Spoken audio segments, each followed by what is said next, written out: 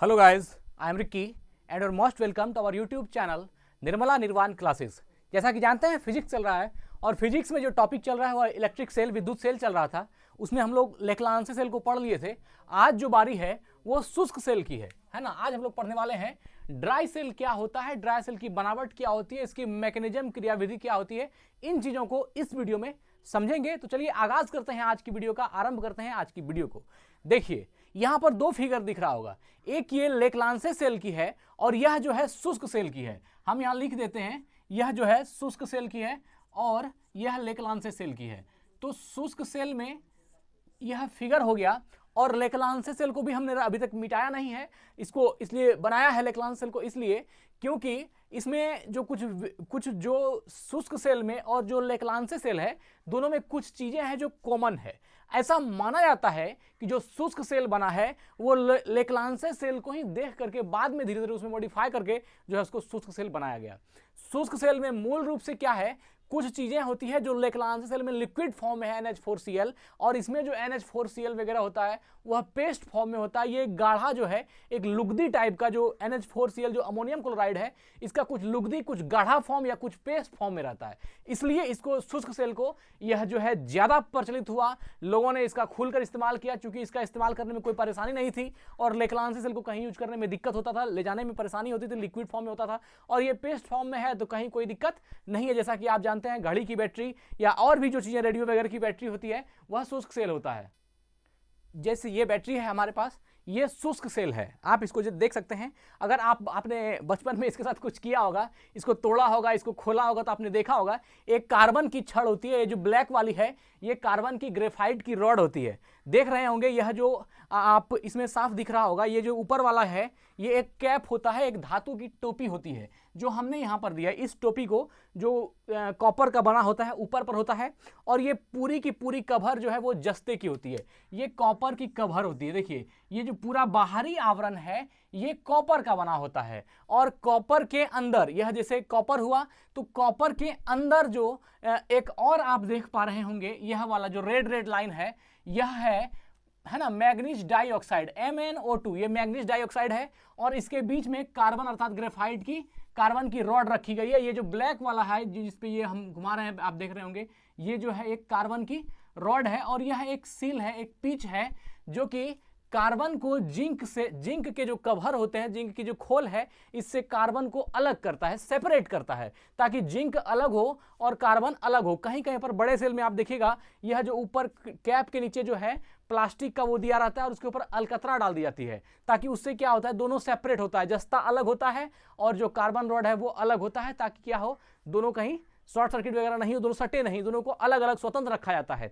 तो इसी तरह इसकी जो संरचना है वह मूल रूप से आप इसको कभी खोले होंगे तो देखे ही होंगे पेस्ट फॉर्म में होता है।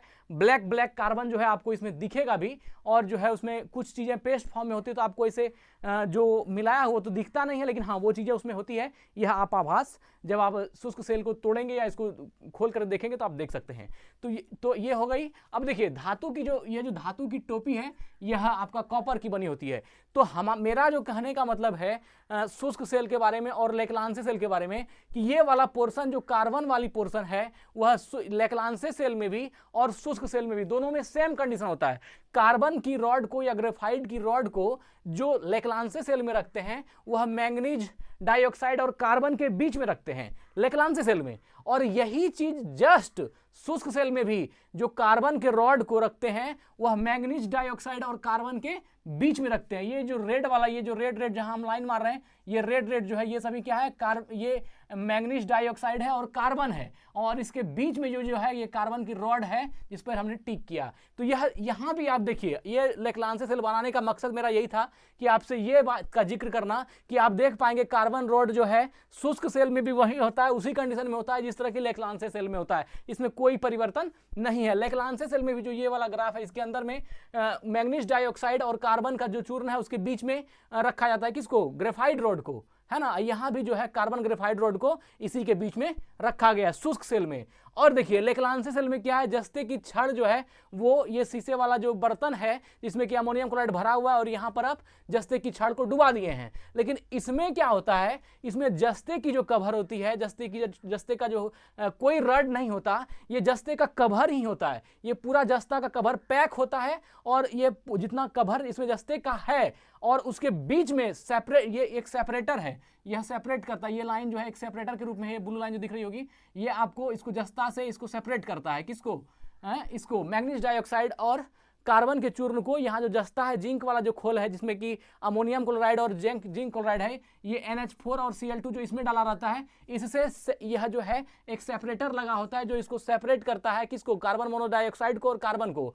ये कार्बन मोनोडाइऑक्साइड है ना, सॉरी मैग्नीज डाइऑक्साइड और कार्बन ये वाला है, और ये वाला क्या है, ये अमोनियम क्लोराइड और जिंक क्लोराइड है। तो यह इसके अलग में है और ये अलग है और दोनों सेपरेट है। तो यह जिंक का जो कवर है, ये बाहर वाला जो आवरण है जिंक का, यह जो जिंक का आवरण है इसके अंदर में है, पेस्ट फॉर्म में है और यहाँ सेपरेट किया हुआ है इधर। तो अब आप इसमें आराम से, हमको लगता है कि आपको ये बातें समझ में आ गई होगी कि यह किस तरह से एडजस्ट होता है। चलिए, तो यहाँ लेक्लांसे में भी आपने देखा और शुष्क में भी आपने देखा। लेक्लांसे में जिस तरह की बनावट होती है कार्बन रॉड की, ठीक वैसा ही शुष्क सेल में भी होता है। सिर्फ यहाँ जस्ते की छड़ जो है डूबी होती है और यहाँ पूरा जस्ता का आवरण ही डाल दिया जाता है। पूरा जस्ता का जो है कवर, जस्ते की जो खोल कह सकते हैं, जस्ते का पूरा खोल बना होता है और उसी में सेपरेटर लगा करके जो है ना, इधर कार्बन ग्रेफाइट रॉड को मैग्नीज डाइऑक्साइड प्लस कार्बन में डाल देते हैं और बीच में सेपरेटर डाला रहता है। तो ये हो गया शुष्क सेल की बनावट। और लेक्लांसे सेल तो आपने अगली वीडियो में पढ़ा ही है। आप दोनों में यह भी देख पा सकते क्या सिमिलरिटी है, यह भी आप समझ सकते हैं। चलिए अब देखते हैं विद्युत अपघट्य शुष्क अवस्था में, है ना। शुष्क सेल में जो इलेक्ट्रोलाइट होता है, विद्युत अपघट्य होता है, वह कैसी होती है? शुष्क अवस्था में, है ना। शुष्क सेल में शुष्क अवस्था में विद्युत अपघट्य शुष्क अवस्था में। शुष्क का मतलब क्या हुआ? शुष्क मतलब सूखा हुआ अवस्था में होता है। इसमें जो होता है इलेक्ट्रोलाइट, वह कैसा होता है? सूखा हुआ अवस्था में होता है, शुष्क होता है।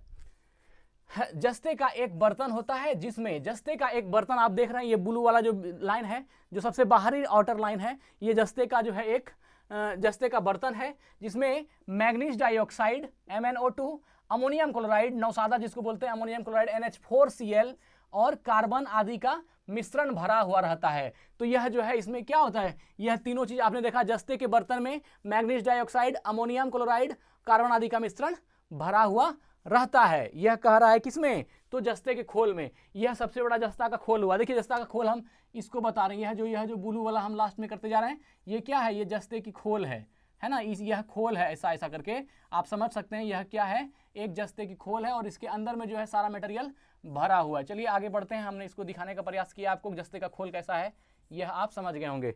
जस्ते का खोल है वो, ठीक है। इसमें मैग्नीज डाइऑक्साइड MnO2 भी डाल दिया, अमोनियम क्लोराइड और कार्बन आदि का मिश्रण भरा रहता है।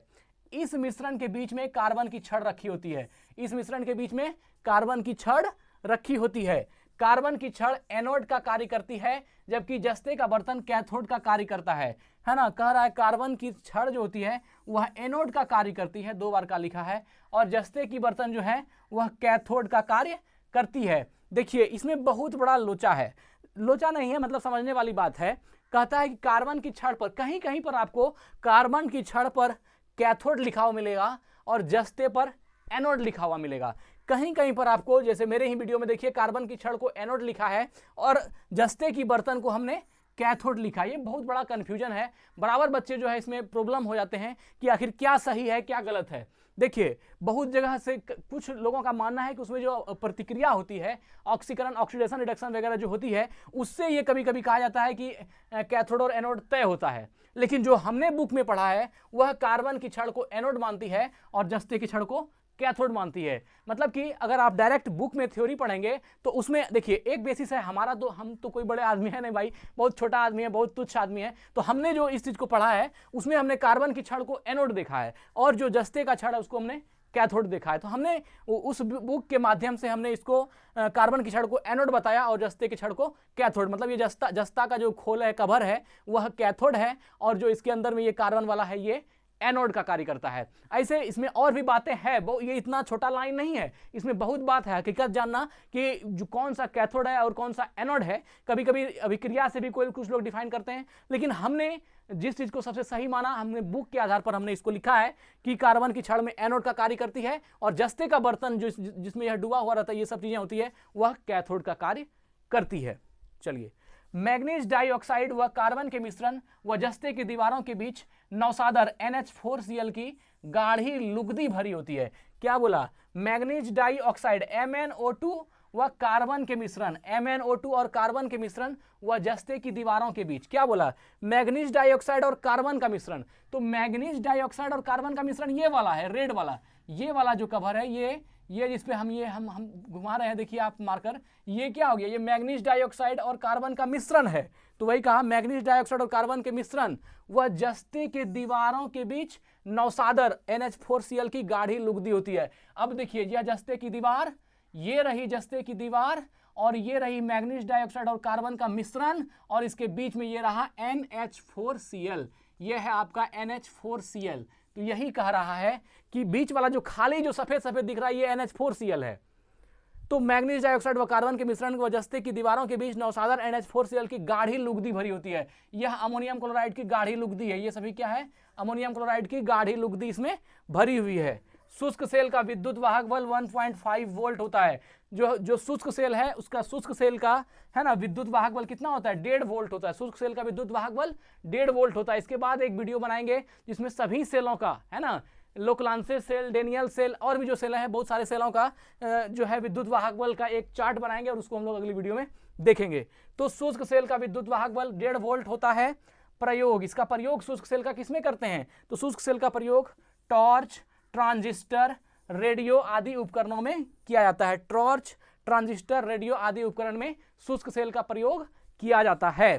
तो आपने देखा लेकलांसे सेल और शुष्क सेल में क्या सिमिलरिटी है, क्या डिफरेंस है, यह भी आपको दोनों फिगर के माध्यम से समझ में आ ही गया होगा। दोनों ही चीजें बोर्ड पर है, तो आप आराम से समझ पा रहे होंगे कि क्या अंतर है। इसमें सिर्फ जस्ते का जो पूरा खोल बना होता है और उसी के अंदर सेपरेट फॉर्म में जो है मैग्नीज डाइऑक्साइड और कार्बन के मिश्रण को देके उसमें कार्बन की रॉड, ग्रेफाइट की रॉड को डाल दी जाती है। और इसमें क्या होता है? इसमें सीधा जो है लेकलांसे सेल में डायरेक्ट जो है जस्ते की छड़ डूबी होती है और कार्बन की छड़ डूबी होती है। लेकिन कार्बन की छड़ को इसमें डुबाना और इसमें डुबाना सेम, दोनों में सेम क्रिया होता है। तो ठीक है, आज की वीडियो को यहीं एंड करते हैं।